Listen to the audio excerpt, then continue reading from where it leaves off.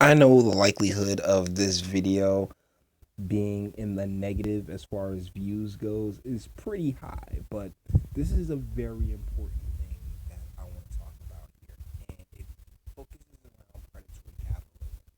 In particular, the predatory capitalism that's led urban America to the decay and deterioration that it currently is undergoing.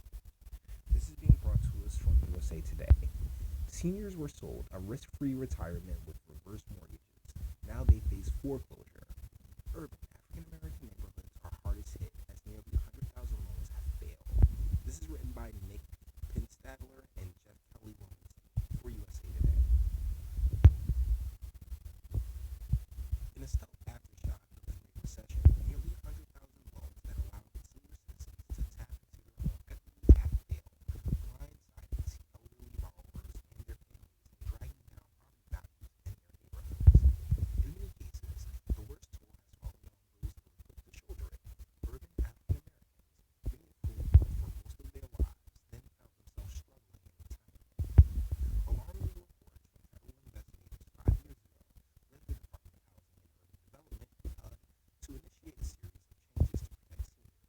USA Today revealed foreclosure data found a generation of families fell through the cracks and continue to suffer from reverse mortgage loans written a decade ago. Okay, so where we stop right quick. Deal is that if you go around almost any hood, any urban community, any place that you would consider the ghetto, you will see just boundless foreclosures and abandoned and vacant homes. And this has not been an accident. They somewhat, I mean, I'm going to be 100% honest with you. You signed the dotted line. Okay, there is responsibility. There is always personal responsibility taken in any situation. So I'm not one to knock these elderly people and people in these communities because guess what? You did sign this paperwork, but it was also very clear that they were not fully aware of what they were signing, and they were also signing deals that were designed to screw them over, as we'll get into. These elderly homeowners were wooed into borrowing money through the special program by attractive sales pitches or a dire need for cash, or both. When they missed the paperwork deadline or fell behind on taxes or insurance, lenders moved in swiftly to foreclose on the home. Those foreclosures wiped out hard earned generational wealth built in decades since the Fair Housing Act of 1968. And that's what I was talking about. The paperwork, all the contracts that they signed were designed to just wait it out because eventually it's just human nature, right? It's human nature to, oh man, I forgot about this bill. I forgot about this piece right here. Things fall through the cracks all the time. And so they waited for something to slip through the cracks and then whew, right on in and just knock these people out of their homes. Some of these homes owned for two, three generations. Leroy Roebuck, 86, rode the bus his entire career to a nearby curtain manufacturer. When he needed to make home repairs, he turned to reverse mortgages after seeing an ad on television. That was bad. TV is the devil. 10 years ago, he forgot to renew his homeowner's insurance, which cost about $2,000 a year, including fees and penalties. His loan servicer says he now owes more than 20 grand. Roebuck's first foreclosure notice came in the mail 6 years ago, and he's still fighting to hold on to the brick walk-up he brought from his parents in 1970, living in it through a special health exemption to foreclosure. And with the overabundance of per hourly work and not just trash work where you'll end up making about 30, 40 grand a year at the end of the day, his kids, like if his kids are still around him, his kids are near him, they don't have the opportunity or the resources available to them to be able to purchase it from their fathers outright or be able to take on that $20,000 debt. You see, it's a matter of it took like that, like the first generation after the signing of the Civil Rights Act. They said, we're going to give y'all the jobs and everything else like that.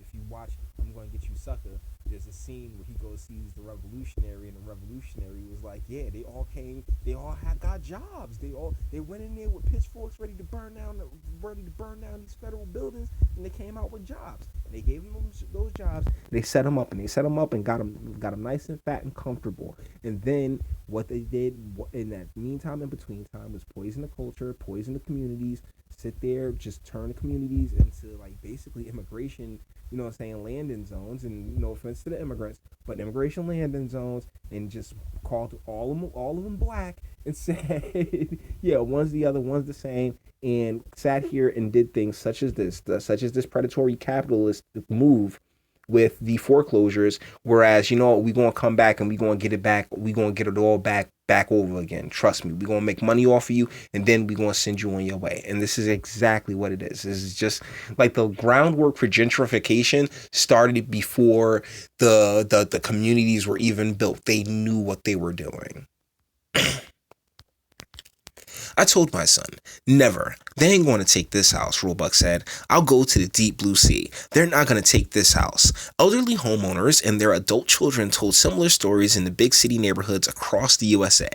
Borrowers living near the poverty line in pockets of Chicago, Baltimore, Miami, Detroit, Philadelphia, and Jacksonville, Florida, are among the hardest hit, according to a first-of-its-kind analysis for more than 1.3 million loan records. USA Today worked in partnership with Grand Valley State University, with support from the McGraw Center for Business Journalism.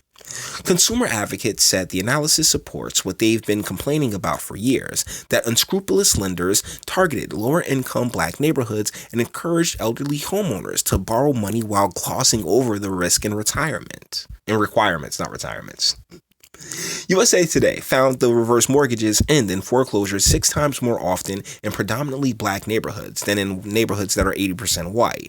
Even comparing only poorer areas, black neighborhoods fare worse. In zip codes where most residents make less than 40 grand a year, the analysis found reverse mortgage foreclosure rates were 6 times higher in black neighborhoods than in white ones. And I cannot wait until this 2020 census is done, because guess what those black neighborhoods are now. I would love to see a fair assessment of what these predominantly black neighborhoods, what the demographics are now, because they're no longer black neighborhoods. The foreclosure disparity resembles a more familiar scenario from the late 2000s, when subprime lenders targeted specific neighborhoods with risky loans doomed to fail, according to the nation's lead reverse mortgage researcher.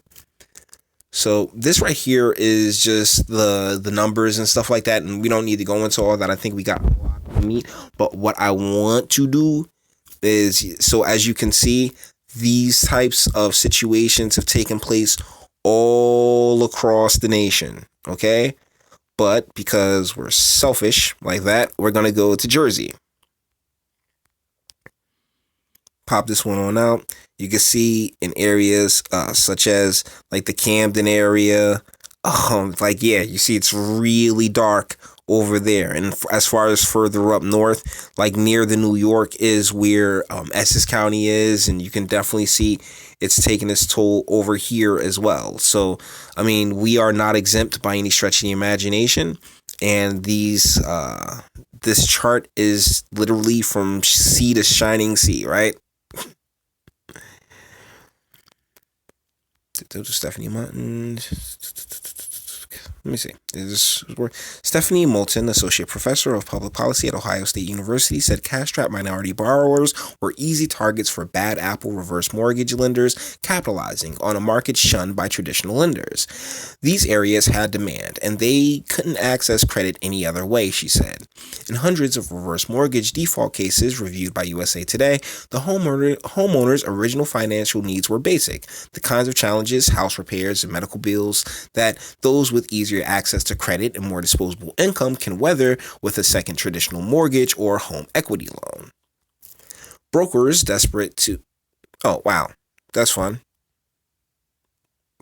desperate to replace income loss from the real estate crash with new commissions didn't wait around for homeowners to come in seeking reverse mortgages either.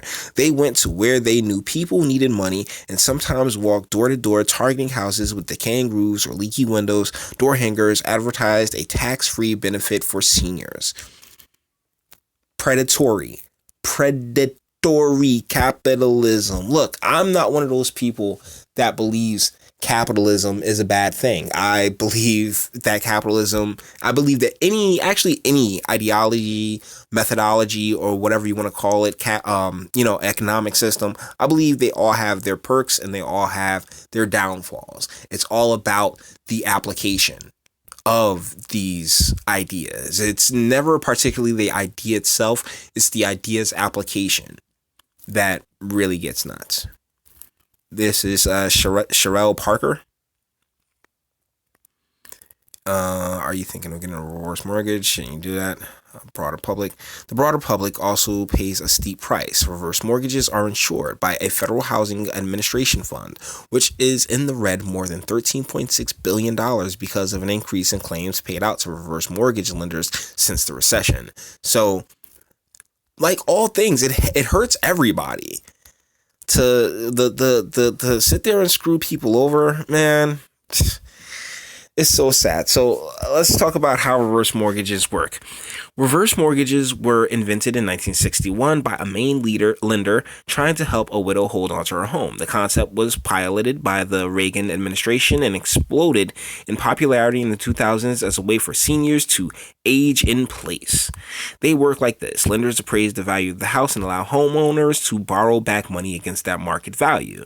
Borrowers can stop making monthly mortgage payments and they can stay put for life, so long as they maintain the home and pay property taxes and insurance. For years, reverse mortgages require no credit check, and government-mandated financial counseling can be as easy as a 20-minute phone call.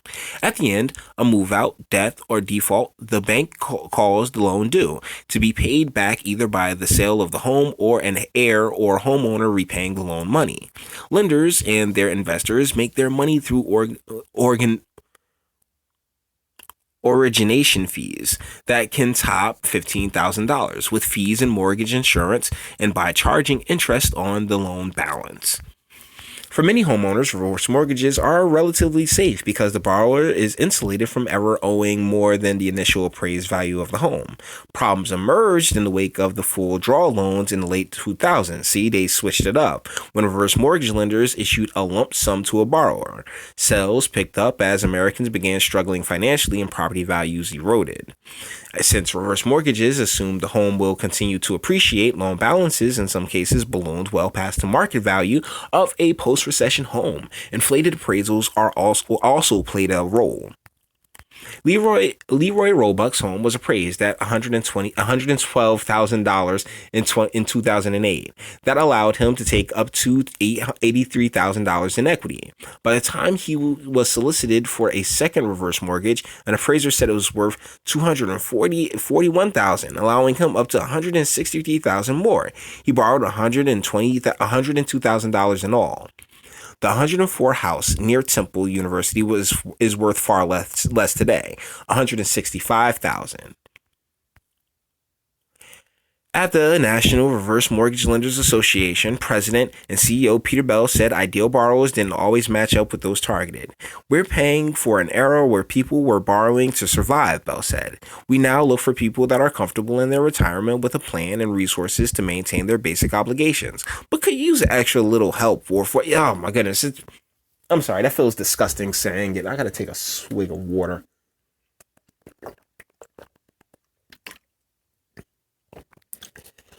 Oh my goodness, the reason he's so comfortable saying such a thing, right, is because they already got their suckers.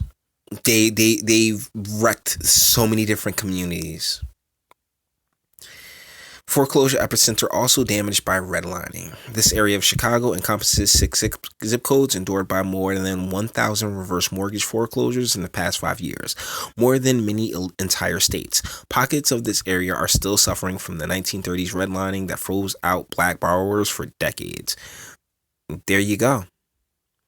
I mean, we've known these things have taken place. And one of the things that just agitates more than anything else is that with such a history, and this includes, we can go all the way back to the ships on this one, because I am a descendant.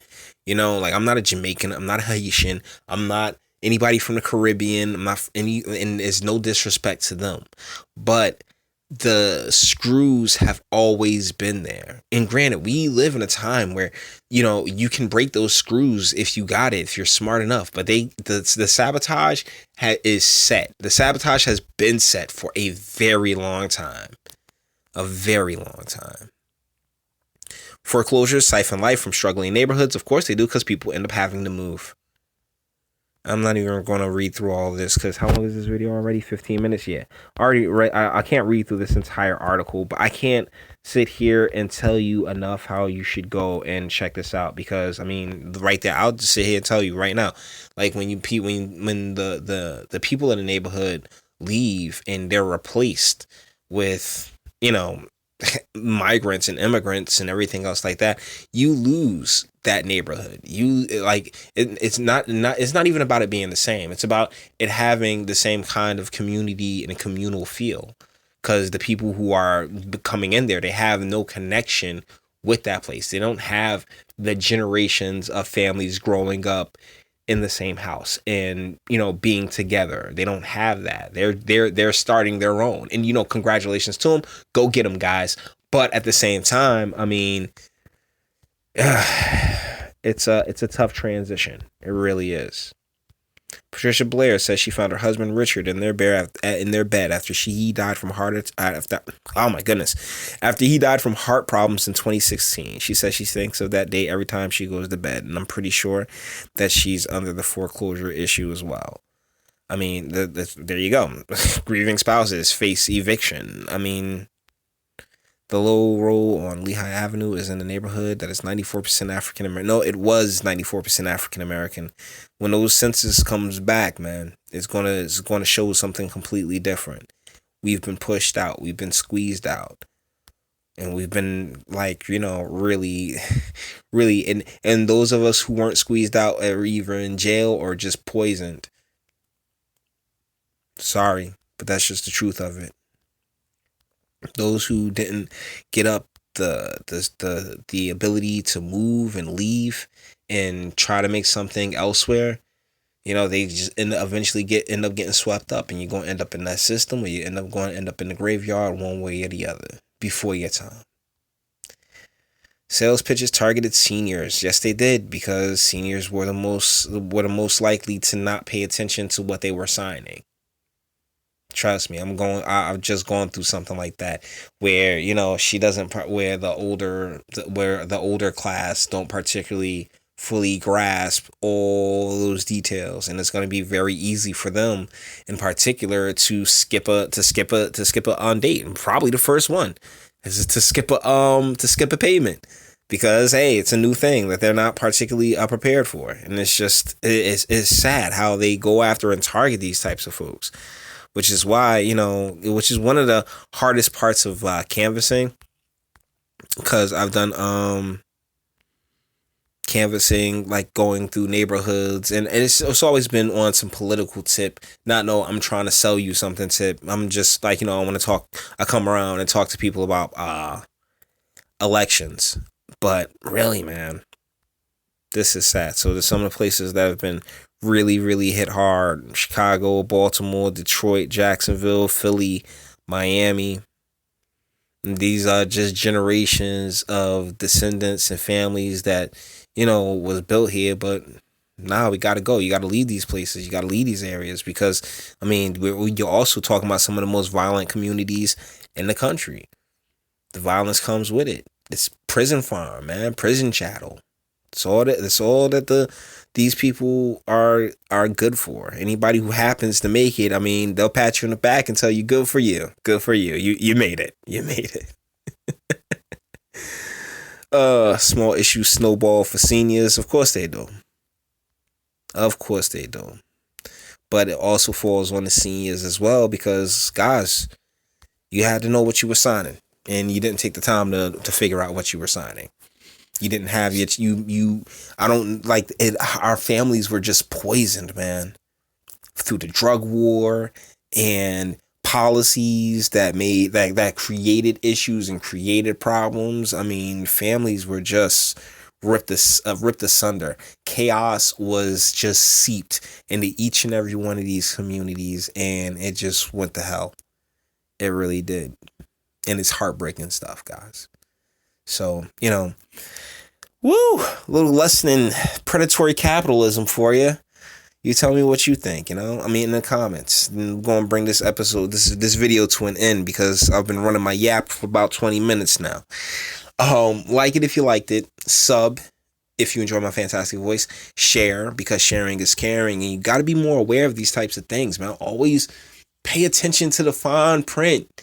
Like, if I could take this lady in this picture and be like, hey, lady, don't sign anything. These people, like, have a lawyer look at it. Come on, get a lawyer. Like honestly, I don't understand how more black families don't have lawyers. I really find that interesting. Because, Jesus, guys, seriously? But, I mean, it is what it is. So, let me know. I mean, do you, I think that's a pretty good question for the comment section. Do you think, do you have a black lawyer? I mean, well, you have a lawyer. Does your family have a lawyer? Black, white, green, blue, purple. I don't care. I don't care about none of that race or an identity crap. But these are my people. We are descendants. And so, this is sad to watch the continued exploitation. So, anyways, until the next one.